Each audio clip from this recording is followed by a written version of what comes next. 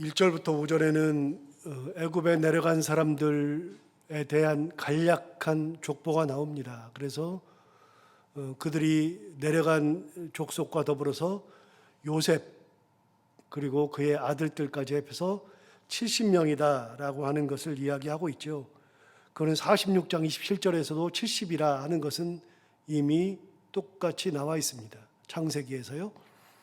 그러니까 70명이 애굽에서 처음에 살았던 겁니다. 그렇게 70명이 애굽에서 살기 시작하고서 얼마나 시간이 흘렀을까? 6절을 보시면 이렇게 말하고 있습니다. 요셉과 그의 모든 형제와 그 시대의 사람은 다 죽었다. 그랬으니까 요셉도 죽고 형들도 죽고 그 시대 사람들이 다 죽었죠. 그러니까 시간이 어느 정도는 흐른 겁니다. 그리고 8절을 보시면 요셉을 알지 못하는 새 왕이 일어나 애굽을 다스렸다. 요셉을 알지 못할 정도의 왕. 그러면 아무리 요셉이 죽었다 할지라도 요셉이 누굽니까? 애굽에서 풍년과 흉년을 겪으면서 국가의 큰 위기를 그런 위기 없이 잘 다스렸던 총리인데, 그리고 애굽에 있는 모든 신하들도 좋아했고 바로 왕도 좋아했었고 참 대단한 총리였죠. 그러니까 그가 죽었다 할지라도 그에 대한 명성은 대대로 내려오져 오니까 많은 사람들이 알 겁니다. 그런데 요셉을 알지 못하는 새 왕, 그러면 시간이 굉장히 많이 흐른 겁니다. 보통 많이 흐른 게 아닙니다. 그게 얼마나 되었느냐? 이제 출애굽 과정 중에 있으니까 이스라엘 백성들이 애굽에 내려가 가지고서 처음에 정착하면서부터 출애굽할 때까지, 그때까지의 과정입니다. 그러니까 1장에는 상당히 많은 시간이 흘렀음을 알 수 있습니다. 여기서 잠깐 창세기 15장을 한번 가볼까요?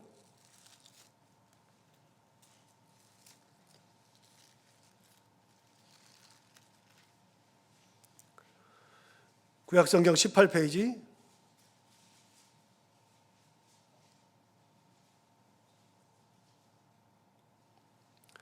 창세기 15장 13절을 보시면 이렇게 말을 했습니다.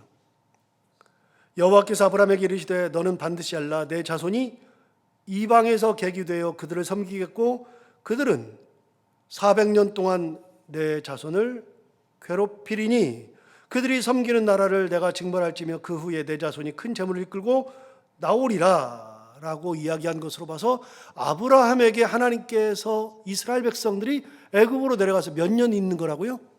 400년 있을 거다라고 얘기했죠. 그러니까 이스라엘 백성들이 출애굽기 1장에 나오는 것처럼 몇 년이 흘렀느냐? 400년이 흐른 겁니다. 그런데 출애굽기에서는 400년을 조금 더 구체적으로 설명한 것이 있습니다. 출애굽기 12장 한번 가볼까요?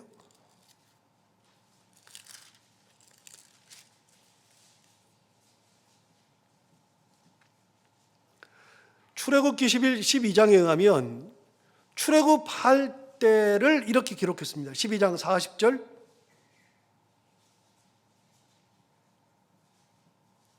출애굽기 12장 40절에 의하면 이스라엘 자손이 애굽에 거주한 지 430년이라.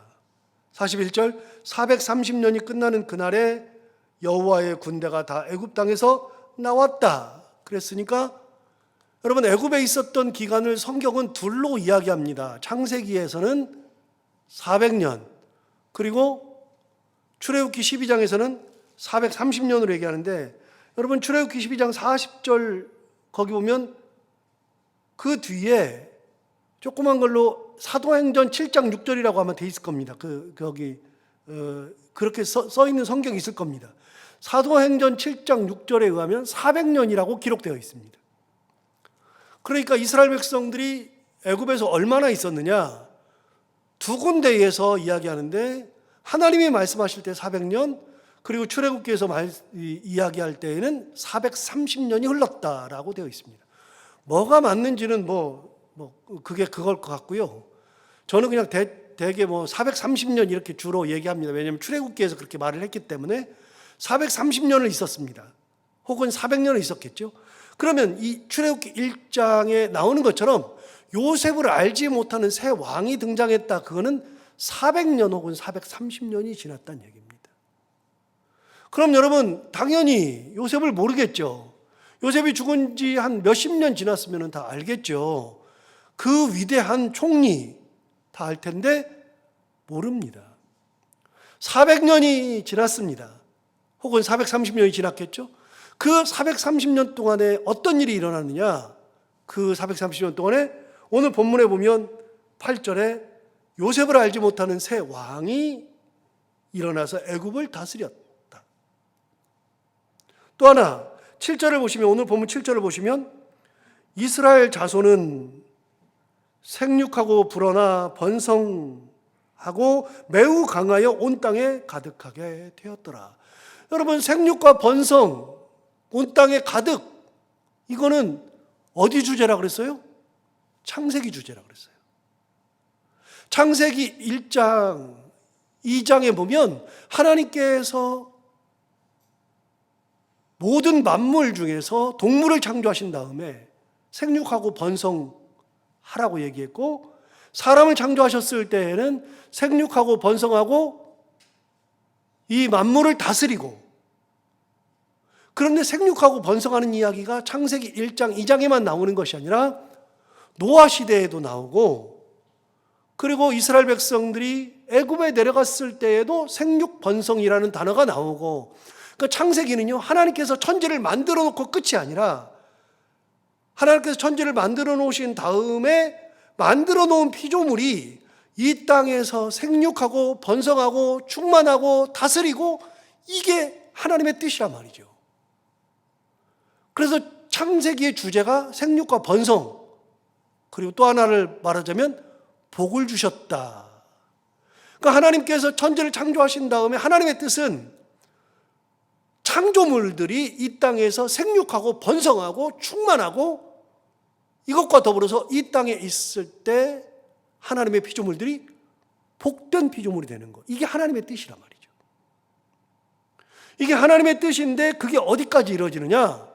드디어 출애굽기 1장 7절에서도 나온단 말이죠. 여러분, 이스라엘 백성들은 지금 가가지고서 뭐 하고 있냐면 종살이 하고 있어요. 400년이 지나는 사이에 요셉이 죽고 난 다음에는 출창 종살이 했어요. 출창 종살이 하니까 이스라엘 백성들이 가가지고서, 야, 이거 뭐하러 애국까지 내려가? 종살이 하려고 내려가나? 싶은데 내려가서 400년이 지나는 사이에 생육과 번성, 생육하고 번성하고 매우 강하고 온 땅에 가득하게 되었더라. 이게 7절의 말씀이죠. 종살이 하니까 그들의 인상이 끝나는 것 같잖아요. 종살이 했으니까 안 좋은 것 같잖아요. 그런데 시간이 지나놓고 보니까 그 종살이 한 것이 어떤 거예요? 종살이는 하고 있었는데 이스라엘 백성들이 70명이 내려갔는데 생육하고 번성하고 강하고 온 땅에 가득하게 되었다. 하나님의 뜻은 뭐냐면 너희들이 종살이를 하는 것이 뜻이 아니라 종살이를 하는 중에 생육하고 번성하는 게 하나님의 뜻이란 말이죠. 여러분, 종살이는 나쁜 거잖아요. 그런데 종살이를 안 하면 이스라엘 백성들이 생육하고 번성이 안 돼요. 여러분 기억하세요? 아브라함을 불러가지고서 아브라함에게 했던 하나님의 약속 중에 내 자손을 하늘의 별과 같이 많게 해주겠다 그랬는데, 아브라함 시대에 아브라함에게 말한 그 약속이 아브라함 시대에 그 약속을 받았는데 아브라함은 자녀를 하나밖에 못 낳았어요. 이삭밖에 못 낳았어요. 무슨 하늘의 별과 같아요? 하나밖에 못 낳았죠. 이삭도 결국 딱 낳는데 둘밖에 못 낳았어요. 야곱과 에서. 그런데 이 에서는 떨어져 나가고 결국 야곱 혼자 남았어요. 이삭에게도 똑같은 약속을 해주셨어요. 하늘의 별과 같이 너의 자손을 많게 해주겠다 그랬는데 꼴랑 하나 낳고 그런데 야곱 시대에 12 된 것만 해도 대단한 건데 그 12이 자식들을 낳아가지고 70명 돼가지고서 애굽에 살았어요. 그런데 언제 하늘의 별과 같이 많게 해줘요? 여러분, 가나안 땅에서는 절대로 그렇게 큰 민족을 이루지 못해요. 왜요? 먹고 살 것이 없잖아요. 가나안 민족들이 억세잖아요. 먹고 살 것이 없으니까 이스라엘 족속들이 많아지면 견제하고 죽이고 싸우고 거기에 자리를 잡을 수가 없어요. 먹고 사는 것도 너무 힘들어요. 그러니까 거기서 사는 것이 너무나도 힘들어요. 큰 민족을 만들 수 없죠. 그러니까 하나님께서 뜻이 너희가 거기 있으면은 큰 민족이 안 되니까 이리 내려와. 그래서 애굽 땅에다가 박아놓고 애굽 땅에서는 종살이를 할지언정 먹고 살 것이 풍부하고 또 종살이를 하다 보면 어떤 일이 벌어지냐면 종살이의 특징은 종이 많을수록 좋잖아요. 주인의 입장에서는 종이 많아지면 좋잖아요. 애를 잘 낳으면 좋잖아요. 그러니까 많아질수록 아무 생각이 없어. 야, 많아졌다. 내 종이 많다. 내 노예가 많다. 그러면서 막 하니까 먹고 살 거는 풍족하고 종은 많을수록 없으니까. 그러니까 이스라엘 백성들이 종살이 하는 것이 하나님의 뜻이란 말이죠. 그래서 하늘의 별과 같이 많아지는 거예요. 430년 지나고 봤더니 사람이 엄청 많아졌어요. 그걸 한마디로 표현한 게 오늘 보면 7절이란 말이죠. 7절 다시 보시면 이렇게 말했어요.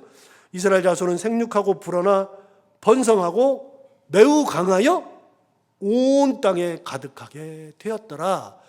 여러분, 표현이 여러 가지예요. 생육, 불어나 번성, 매우 강하다, 온 땅에 가득하게 되었다. 종이 얼마나 힘이 강해요. 뭐 별로 힘도 없을 것 같죠. 그런데 숫자가 많으니까 그게 힘이 되는 거예요. 그게. 여러분 9절을 볼까요? 9절에 보시면 이렇게 말했어요. 요셉을 알지 못하는 새 왕이 9절에 요셉을 알지 못하는 새 왕이 그의 백성에게 이르되 이 백성 이스라엘 자손이 우리보다 많고 강하도다 그랬어요. 어느 순간에 자기도 모르는 순간에 딱 머릿속에 들어오는데 우리보다 많아. 우리보다 강해. 늘어나니까 좋은 것 같았는데 어느 순간에 보니까 우리보다 많고 강한 거예요. 그래서 여러분 10절을 보세요. 자, 우리가 그들에게 지혜롭게 하자. 두렵건대 그들이 더 많게 되면 우리보다 많고 더 강하다 그랬잖아요. 그런데 많다 그랬는데 더 많게 되면 전쟁이 일어날 때 우리 대적과 합하여 우리와 싸우고 이 땅에서 나갈까 하노라. 여러분 이거는요 망상이라 그랬잖아요. 공포심이라 그랬잖아요. 두려움이라 그랬잖아요. 항상 말씀드리지만 여러분 두려움은 실체가 없는데 실체로 느끼는 거라 그랬잖아요. 일어나지도 않는데 일어나는 것처럼 느끼는 게 두려움이잖아요. 없는데 있는 것으로 느끼잖아요. 귀신이 어디 있어요? 그런데 귀신이 있는 것처럼 느끼잖아요. 나를 따라오는 사람이 없는데 있는 것으로 느끼는 순간에 그 공포는 말할 수가 없어요. 여러분 그래서 없는데 있는 것으로 느끼는 순간에 그때부터는 정신을 못 차려요. 그때부터는. 있는데 있는 거면 괜찮아요. 그런데 없는데 있는 걸로 느껴요. 그래서 여러분 우리가 살면서 그런 거를 느끼는 순간에 우리 삶이 망가져요. 두려움이 찾아오면 망가져요. 여러분 기억하세요? 35장에서 창세기 35장에서 디나의 강간 사건이 있었잖아요. 디나의 강간 사건이 있었을 때에 세겜 족속들을 다 몰살시켰단 말이죠. 그랬더니 야곱이 화가 났어요. 자기 아들들에게 너희들이 나로 하여금 악취가 나게 한다. 우리 수는 적은데 이제 세겜이 죽었다 그러면 그 친족들 부족들이 많은데 그들이 우리보다 수가 훨씬 더 많은데 우리는 수도 적고 이제 그들이 오면 우리는 나와 내 집이 다 멸망할 거다 라고 하면서 자식들에게 막 뭐라 그랬다고요. 그랬더니 자식들이 뭐라 그래요. 시몬과 레이가, 아버지, 그러면은 내 동생을 저렇게 강간하고서 저렇게 창녀 취급하는데 놔둬야 됩니까? 라고서 아버지랑 막 싸워요. 아버지랑도 싸우고 야곱은 그것 때문에 두려워가지고 우리 다 죽었다라고 생각하잖아요. 그때 하나님께서 야곱에게 나타나셔서 일어나 베델로 올라가라 그랬잖아요. 베델로 올라가라고 뭐라고 했어요? 네가 형의 낯을 피하여 도망하던 때에 너에게 나타났던 베들로 올라가서 제단을 쌓으라. 그래서 야곱이 그 말 듣고 자식들을 다 불러놓고, 야, 우상들 다 버려, 금덩어리들 다 버려, 너희가 중요하다고 생각한 거 다 버리고 베델로 올라가자. 내가 거기서 제단을 쌓을 거다. 그랬더니 자식들이 다 금붙이 은붙이 다 버려버리고 우상 다 묻어버리고 베델로 올라가죠. 베델로 올라가는데 35장 5절, 그들이 떠났으나 세겜 사람들이 그들을 두려워하여 추격하는 자가 없었더라. 여러분, 야곱이 얘기한 것처럼 그 사람들 수는 별로 되지도 않아요. 요만큼밖에 안 되는데, 놀랍게도 여러분, 요만큼밖에 안 돼도 두려움이 딱 찾아오는 순간에 무슨 생각이 들어요? 야, 쟤네들 건들지 마. 쟤네들 우리가 쫓아갔다가, 야, 세겜 족속들 다 죽였어. 쟤들이 싹 몰살시켰어. 칼 들고 다 죽였어. 할례받게 해놓고선 다 죽여버렸어. 갑자기 그런 생각이 확 들면 못 쫓아가는 거예요. 여러분, 두려움이 오는 순간에 안 돼요. 하나님께서 사방팔방 사면에 두려움을 주셨으므로 하나님이 두려움 주면 끝나는 거예요. 두려움 주면. 여러분, 이스라엘 백성들이 얼마나 많아요. 아무리 많아도, 우리보다 수가 많다 그랬는데 아무리 많아도요, 이집트 사람들보다 많지 않아요. 또 한 가지, 제가 이스라엘 사람들이 살고 있는 지방을 고센 땅이라는 말을 많이 드렸어요. 왜냐하면 요셉이 처음부터 내려올 때부터 고센 땅을 봐놨다고요. 그래가지고서 자기의 친족들이 내려올 때, 아버지가 내려올 때 고센 땅으로 들어가라고 얘기했다고요. 고센 땅으로 들어가면서 거기 있으면서 바로를 만날 때 야곱에게 가르쳐 줬어요. 아버지한테, 아버지, 이 사람들이 만나면 여러 가지 물어볼 거예요. 형들한테도 말했다고요. 형들한테도. 바로가 물으면 뭐라고 대답하냐면, 너 직업이 뭐냐 물어보면 우리는 대대로 목축하는 자입니다. 그렇게 대답하면 이집트 사람들은 목축하는 사람들을 가증히 여김으로 우리만 따로 고센 땅에 살 겁니다. 그래서 고센 땅에 살게 했다고. 이스라엘 백성들이 살던 땅은요, 고센 땅이라니까요. 애굽의 궁이 있는 카이로에 살지 않았다니까요. 여러분, 이집트는 남쪽으로부터 북쪽으로 이렇게 강이 흐르잖아요. 나일강이 흐르잖아요. 전 세계의 모든 강 중에 강들은 동에서 서나 서에서 동으로 흐르고 혹은 북에서 남으로 강이 흘러요. 그런데 강 중에 전 세계에서 거의 유일하게 남쪽에서 북쪽으로 흐르는 강은 나일강밖에 없어요. 그러면 나일강이 흐를 때 남에서 북으로 흐르는데, 나일강이 여기서 밑에서부터 남수단부터 발원해가지고서 3,000km 이상을 쭉 올라가가지고서 지중해로 딱 나가는데, 그 지중해 바다로 딱 나가는데, 이 강이 올라가면서 카이로가 중간에 있고, 지중해에 다다랐을 때 거기는요, 강줄기가 그냥 한 줄기로 쭉 오다가 강줄기가 막 퍼져요. 이렇게 여러 굴레로 막 퍼져요. 그래서 강줄기가 막 퍼지니까, 그러니까 거기는 풀이 굉장히 많고 농사가 진짜로 잘 돼요. 물이 잘 되니까. 그래가지고 지도를 딱 보면은요, 어떻게 되냐면 이렇게 강줄기가 있는 옆으로 녹색이 쫙 많아요. 강줄기가 있는 쪽으로. 그런데 그 하구 쪽으로 가면 이게 쫙 퍼져가지고 강줄기가 많아가지고 여기는 다 녹색이라고요. 그래서 부채꼴 삼각형, 그 삼각형 지방의 한 중간에 고센이라고 있어요. 카이로에서 차를 타고 3시간이나 올라가야 돼요. 여러분, 카이로랑은 아무런 상관이 없어요. 그런데 왕이 그런 마음이 딱 들면 어떤 생각을 하면 되냐면, 이 사람들이 많다. 무슨 생각이 들었어요? 이 사람들이 많은데 우리보다 더 많아지면, 만약 우리가 다른 나라랑 전쟁을 하게 되면, 전쟁을 할 때 이 사람들이 우리 상대편 나라에 딱 붙어먹는 거 아니야? 그래서 우리의 대적이 되는 거 아니야? 우리 종인데 상대편 나라에 붙어가지고 우리 종 되는 거 아니야? 또 그 나라 백성들이 나갈 때 따라서 나가버리는 거 아니야? 쓸데없는 생각 드는 거잖아요. 이런 생각 드는 순간에 망가진다 그랬잖아요. 예수 믿고 있는데 하나님이 내 삶을 인도하신다, 하나님께서 붙들어 주신다는 믿음을 가지고 있는 사람과 예수는 믿고 있는데 상황이 그러니까 이거 큰일 났네, 나 다 죽게 생겼네, 하나님과 상관없이 이런 생각이 드는 사람과는요 삶이 달라요. 하나님의 인도하심, 섭리하심을 믿고 있는 사람은요 하늘이 두쪽 나도 흔들릴 일이 없어요. 그런데 그게 아니라 망상, 공포, 두려움이 딱 임하는 사람은요 하나님이 뭐고 아무것도 없어요. 그냥 죽게 생긴 거예요.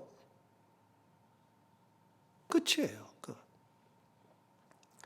애굽의 왕이 그런 생각을 할 필요가 없잖아요. 우리 종이잖아요. 그리고 만약에 그러면 저 같으면 이렇게 할 것 같아.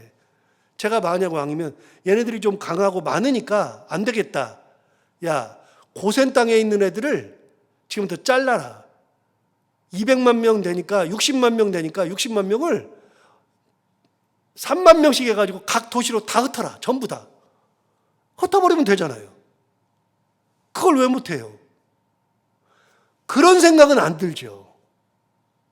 그런 생각은 전혀 안 들고 망할 것 같은 거예요. 망할 거. 그러니까 이런 생각을 하는 것 자체가 이미 치고 들어가는 거예요. 여러분 8절부터 다시 봐봐요. 얼마나 웃기냐면요. 읽어보면 진짜 웃기는 거예요.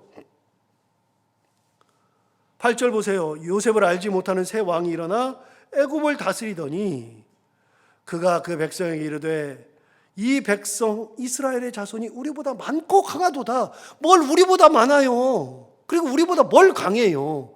이 사람들이 군인이에요? 훈련을 받아본 적이 있어요? 여러분 놀라운 거는요, 이스라엘 백성들은 단 한 번도 제식 훈련을 받아본 적이 없어요. 군사 훈련을 받아본 적이 없어요. 그래서 출애굽하고서 이 사람들이 전쟁을 할 때도요 군인으로서 전쟁한 게 아니에요. 오합지졸이에요 전부 다. 그런데 우리보다 많고 강하다 이렇게 생각이 드는 거죠. 10절, 자 우리가 그들에게 대하여 지혜롭게 하자. 두렵건대 그들이 더 많게 되면 전쟁이 일어날 때 우리 대적과 합하여 우리와 싸우고 이 땅에서 나갈까 하노라. 이런 생각이 딱 들었죠. 그러니까 대책을 마련해야 되지 않겠어요? 무슨 대책이요? 11절, 감독들을 그들 위에 세우고 그들에게 무거운 짐을 지워 괴롭게 하여 그들에게 바로를 위하여 국고성 비돔과 람셋을 건축하게 하니라. 여러분, 그래서 감독들 세워서 이 사람들 정신 못 차리게 하자. 그래서 국고성인 비돔과 람셋을 이 종들이 건축하게 한 겁니다. 자, 그러면 해결돼요? 해결돼요? 12절 보세요. 12절에 이렇게 말하잖아요. 그러나 학대를 받을수록 더욱 번성하여 퍼져나갔다. 여러분, 번성이 또 나오네요. 하나님의 뜻인데요. 하나님께서 이렇게 하시는 건데요. 아까도 나왔잖아요. 번성하고 생육하고 번성하고 매우 강하고 온 땅에 가득하고. 그런데 여러분, 핍박한다 그래가지고서 다 죽어요? 안 죽어요. 12절에 아주 재밌는 말 하잖아요. 그러나 학대를 받을수록 더욱 번성하여 퍼져나가니 애굽 사람이 이스라엘 자손으로 말미암아 근심하였다 라고 되어 있죠. 안 돼요. 하나님의 뜻을 꺾을 수 없어요. 하나님의 뜻을. 그리고 공포심이 오면요 아무것도 못 이겨요. 두려움이 오면 아무것도 못 이겨요. 그래서 믿음 안에 있는 것이 진짜 중요한 거예요. 믿음 안에. 믿음을 가지고 있는 경우는요 하늘이 두 쪽 나도 괜찮아요. 여러분 다니엘을 보세요. 다니엘은요, 사자굴에 들어가도요, 아무런 일도 일어나지 않아요. 하나님의 은혜 가운데 들어가는 거는 괜찮아요. 어떤 일이 있어도 괜찮아요. 에스더의 신앙을 가지면 돼요. 에스더의 신앙. 저는 항상 그거 생각하는데요. 죽으면 죽으리다 이거 맨날 생각하거든요. 죽게 되면 죽는 거지. 뭐 하나님께서 때가 돼서 부르시는 거지. 죽으면 죽으리다. 그러면 되잖아요. 여러분, 그런다 그래서 못 이겨요. 하나님의 뜻을 꺾을 수 없고요. 공포심이 오는 순간에 이길 수 없어요.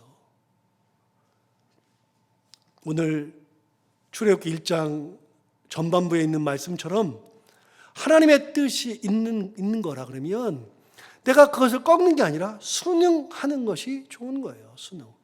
이 생각이 들었기 때문에 핍박하고, 이 생각이 들었기 때문에 이스라엘 백성들을 못 살게 굴고, 그러면서 2장에서 이제 나오지만 이스라엘 백성들이 막 부르짖는다고요. 그게 2장 23절부터 나와요. 이제 그거는 이제 2장에 나와서 보겠지만, 하나님 앞에 막 그 고통, 고난 때문에 막 부르짖었더니 하나님께서 그것을, 기도를 들으시고 응답하시는 장면이 나오면서 출애굽이 일어나는 거 아닙니까? 때가 됐어요, 때가. 하나님께서 하늘의 별과 같이 많게 해줬어요. 이젠 때가 되었어요.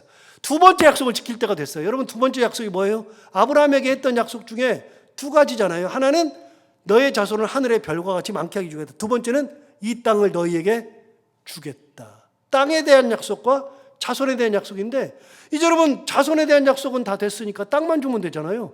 출애굽해가지고 가나안 정복해야죠. 그래서 아브라함 약속이 이루어지는 거죠. 여러분, 하나님의 은혜를 생각하면 서두를 게 없어요.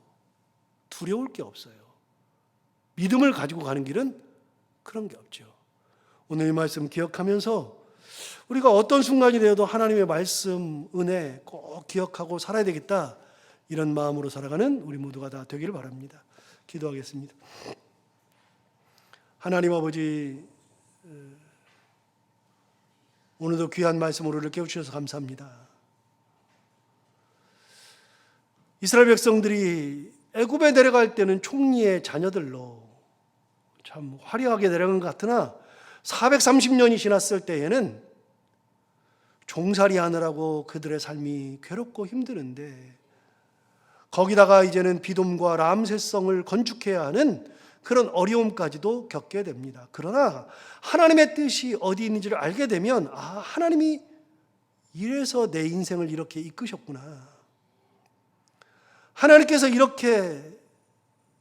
이런 길로 인도하시기 위해서 나를 이렇게 여기까지 인도하셨구나 하는 것을 고백할 수밖에 없습니다. 하나님 아버지, 우리가 그 하나님의 섭리, 하나님의 그 계획을 알아볼 수 있는 눈을 허락하여 주옵시고, 믿음을 가지고 그 길을 묵묵히 갈 수 있는 참 믿음의 삶을 살게 하여 주옵소서. 하나님 아버지, 오늘도 하루를 살아갈 때 이 말씀을 기억하며 살게 하여 주옵시고, 오늘도 기도하러 나온 사랑하는 모든 성도들 한 분 한 분의 기도를 다 응답해 주시기 원하며, 해야 되는 것들 기쁨으로 잘 감당하고 만나는 분들과 함께 웃고 행복한 하루가 되게 하여 주옵소서. 예수님 이름으로 기도하옵나이다. 아멘.